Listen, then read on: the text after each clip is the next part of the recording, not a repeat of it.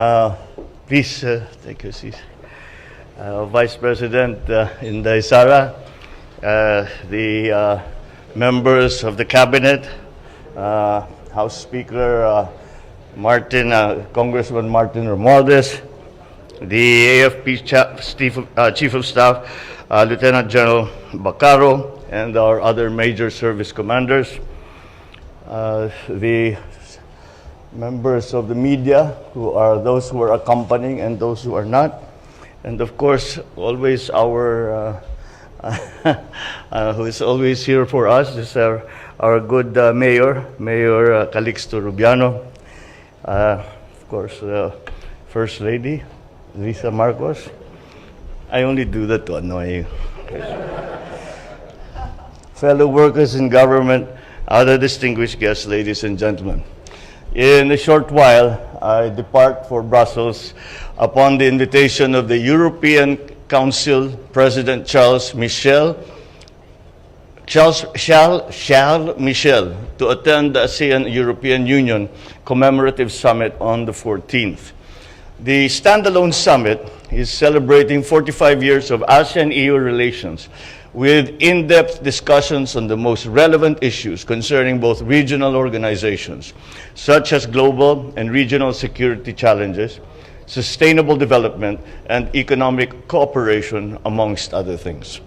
This will be the first meeting between ASEAN and EU member states leaders at the EU headquarters, and I am pleased to highlight the Philippines' role as country coordinator for ASEAN in its dialogue relations with the EU. In addition to pursuing ASEAN interests as country coordinator for the EU, I will always certainly push for Philippine priorities within the context of the ASEAN-EU cooperation, particularly in post-pandemic economic recovery and trade, maritime cooperation, and of course, climate action. Preceding the commemorative summit is the 10th ASEAN-EU Business Summit, hosted by the EU-ASEAN Business Council. A C-suite luncheon on the occasion of the Business Summit will be hosted for ASEAN leaders and guests from the private sector. It is up to me as a coordinator.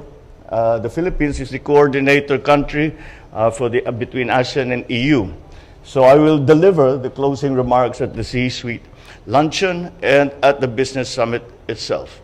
These events provide an opportunity to drum up economic interest once again and engagement for the Philippines in view of the presence of key business leaders in Europe at the event.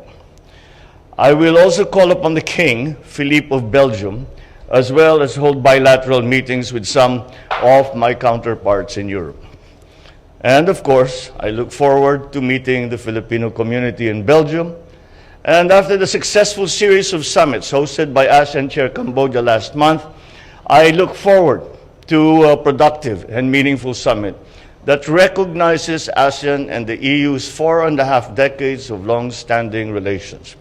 And this we will continue to do, and we're very proud to, although I am representing the Philippines, I am now also representing all of ASEAN. But nonetheless, as I have mentioned, Philippine interest will always enter into all my discussions. Thank you very much, and good evening.